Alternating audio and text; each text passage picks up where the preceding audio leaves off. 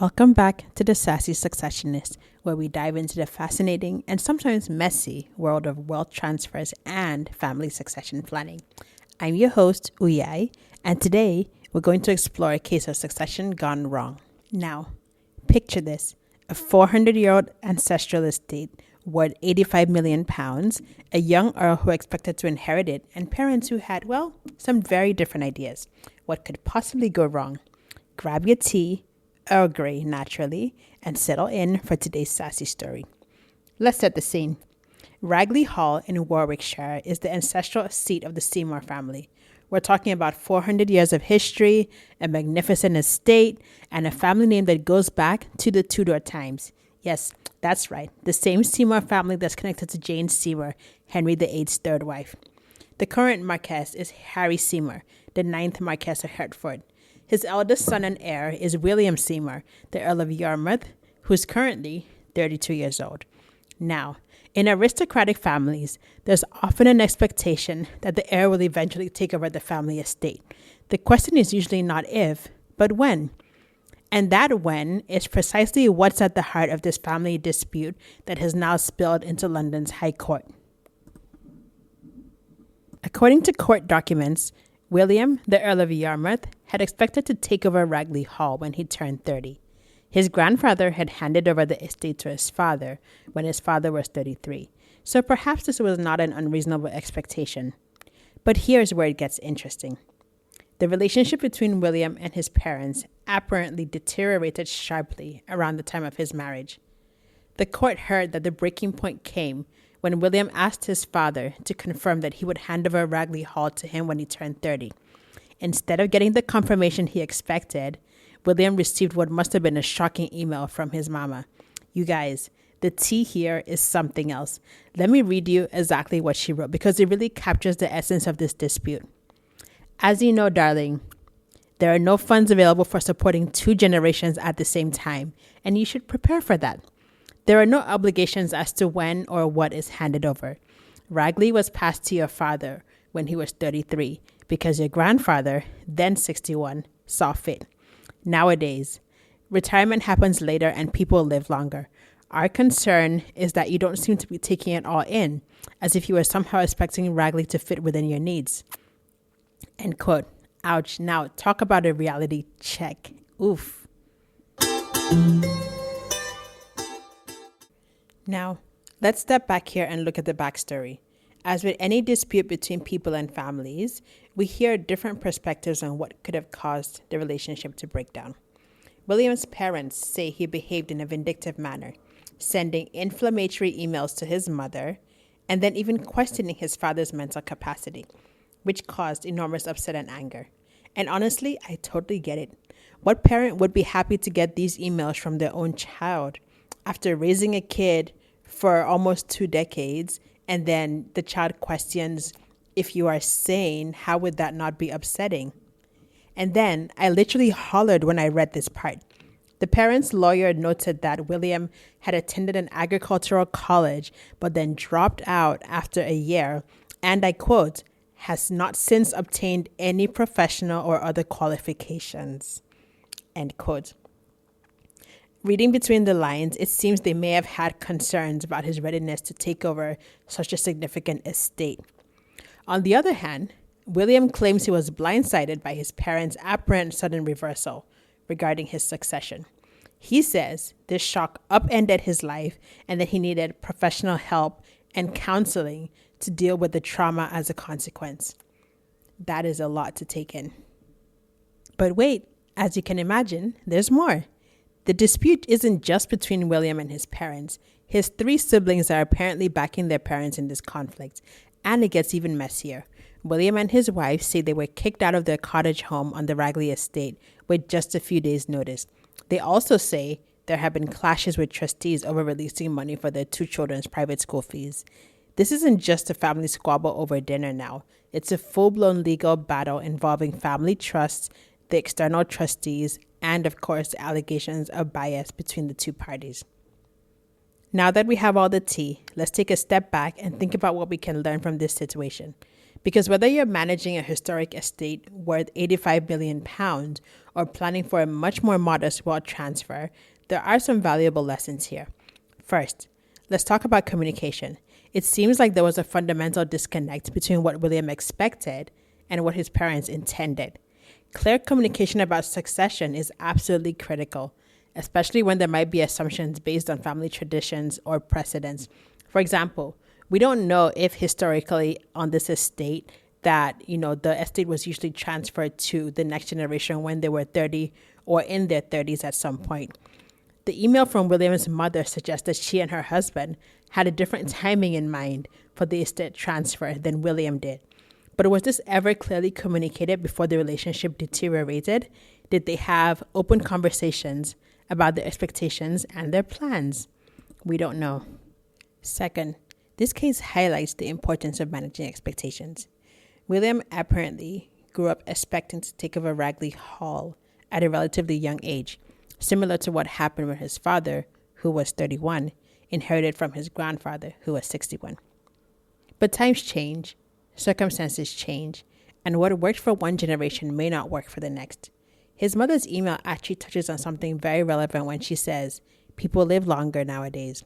That's absolutely true, and it's changing how many families approach succession planning.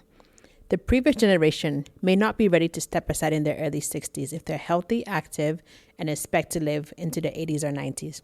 For example, if the patriarch is 65, in good health, still has a lot of connections, is still active, and is not ready to retire, he could still have another good 10 years in him to contribute to the business, the family's legacy, plus the networks he has built up over time will be incredibly important in furthering the family's legacy. This is something that I see frequently in my consulting work. Older generations are staying actively involved in family businesses and estate management much longer than they did in the past. This creates a new dynamic that families need to address proactively. Third, this case illustrates the complex role that family trust can play in succession planning. The Earl of Yarmouth isn't just suing his parents, he's taking legal action against the trustees of the family trusts, arguing that they should be removed because the relationship of trust and confidence has broken down. His barrister made an interesting point in court, saying, "This is not a family dispute. This is a claim against the trustees for their removal." He argued that the trustees are a problem and have exacerbated and fueled this crisis. The trustees, of course, deny any bias. But this raises important questions about governance structures and family wealth management. Who oversees the trustees? What happens when beneficiaries lose confidence in them? What recourse do family members have when they believe that trustees aren't acting appropriately? Fourth, this case shows how family dynamics can complicate even the most carefully structured succession plans. The fact that William's 3 siblings are backing their parents creates a challenging dynamic where he's essentially alone in his position. Family alliances and tensions often play a significant role in these disputes. In my experience, these emotional dynamics are frequently more difficult to navigate than the financial or legal aspects of wealth transfer. It's also worth noting that timing can be everything in succession planning. William's request for confirmation about taking over the estate came around the time of his marriage. This may have been a natural point for him to think about his future and his security, with the wife coming into the picture and potentially future kids. The introduction of a new family member, a spouse, often shifts relationships and can trigger anxieties or concerns, whether they're fair or not, and particularly in families with significant wealth. Was there something about this marriage that concerned his parents? We don't know, but the timing of the relationship breakdown definitely contributed to how interesting this case is. Let's also consider the preparation aspect of succession planning. And this is where I feel like, William could have done a bit more to kind of take an interest in and prepare for his new role. William's parents appear to have concerns about his readiness to take over such a significant estate. They mention his lack of completed education and professional qualifications. This raises a really important question that many wealthy families face. How do you prepare the next generation to be responsible stewards of family wealth? What education, experience, or mentoring might be necessary before handing over these assets? How do you make sure that the second generation doesn't just spend the money or invested in areas that are not, profitable?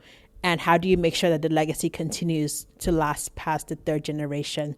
Remember, in the last episode, we talked about shirt sleeves to shirt sleeves in 3 generations. How do you make sure that your family legacy is carried on? How do you make sure that the children who are going to be adults in the next 2 or 3 decades are prepared for that responsibility? When I work on succession plans, or when I see other family office professionals working on these plans, a lot of them actually include detailed development plans for their heirs. So, for example, they think about what schools the children are going to. Are we going to school them privately? What university will they attend? Do we want them to have an MBA? Do we want them to have a focus on family entrepreneurship at that MBA program? Or can they have a regular MBA and then come and learn in the business? Do we want them to start their own business and learn how money flows, how to get customers, how to provide good customer service, how to build lasting business relationships? And again, this will be different for every family. A lot of families have their own unique perspective on how and where their children should be trained to take over the business and the estate. But the point I'm trying to make is that it should be an active part of how a family thinks about legacy, and not something that you leave to chance and hope that the children will learn it from somewhere.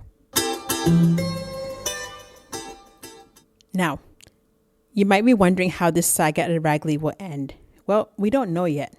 The judge hearing the case has said that we can expect a ruling at a later date. But regardless of the outcome, this dispute has likely caused lasting damage to their family, unfortunately. And perhaps that's really the saddest aspect of succession disputes, the emotional toll that they take on family members.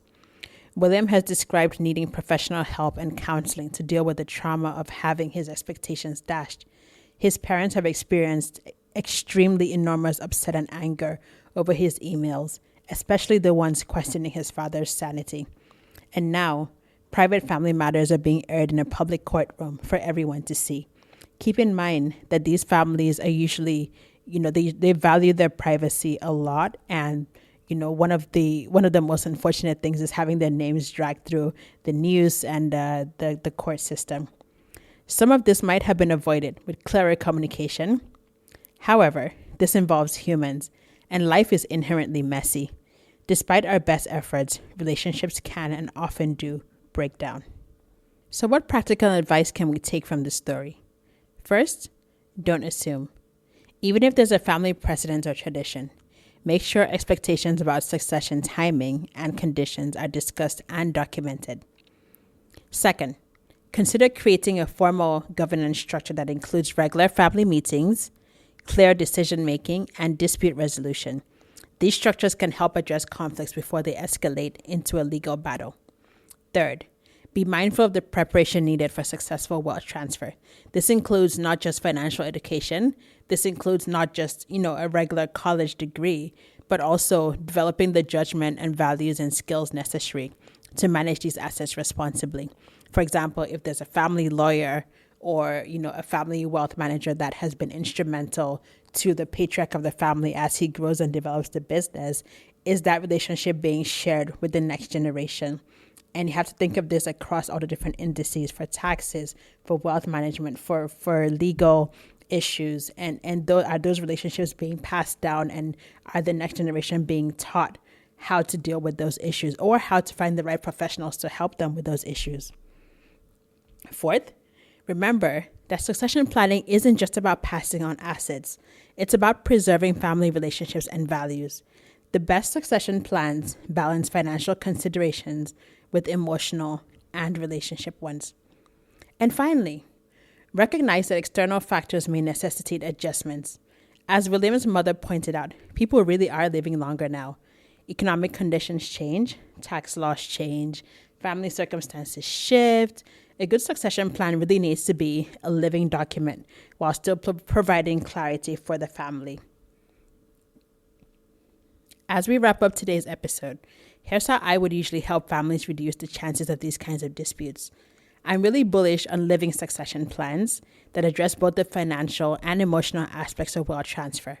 So this includes not just assets and wealth that needs to be transferred, but also other aspects of legacy planning. Of course, Each generation will make their own changes when they take over, in a manner of speaking, but it's important to pass down family values as well as the assets.